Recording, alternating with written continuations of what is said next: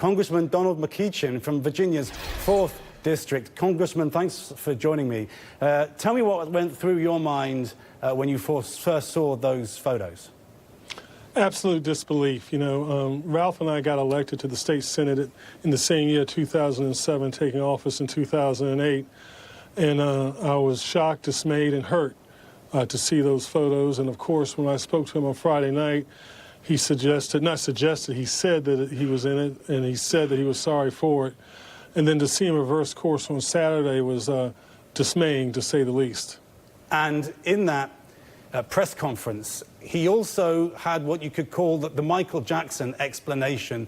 What went through your mind as you heard him talk about that? Well, that was wholly unsatisfactory on any number of levels.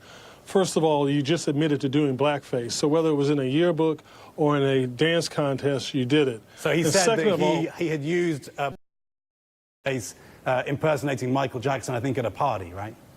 No, it was a dance contest. A dance contest, okay. And second of all, if you listen to what he said he put the makeup on lightly because shoe polish is hard to get off. Well, how did you know that? How did you know shoe polish is hard to get off your face if you've never done it before? And so that suggests to me that perhaps he's done it before, and that becomes even more dismaying. And then when you add on to the fact that in his VMI yearbook, apparently, he's referred to as Coon Man, you know, that it just leaves you speechless. There was one point in that press conference, too, where, quite stunningly, he was asked to do the Michael Jackson moonwalk, and it was like he paused and thought about doing it before his wife intervened.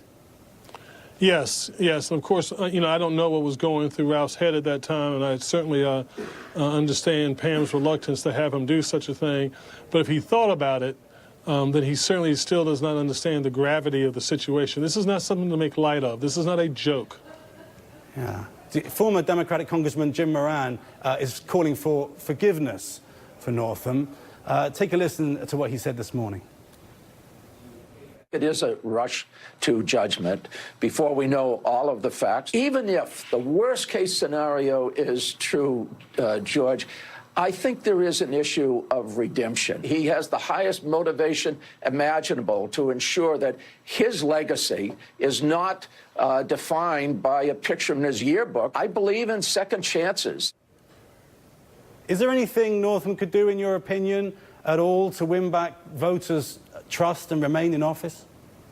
Let's make sure that we separate the notion of forgiveness and redemption for remaining governor. Obviously, we forgive Ralph for this transgression.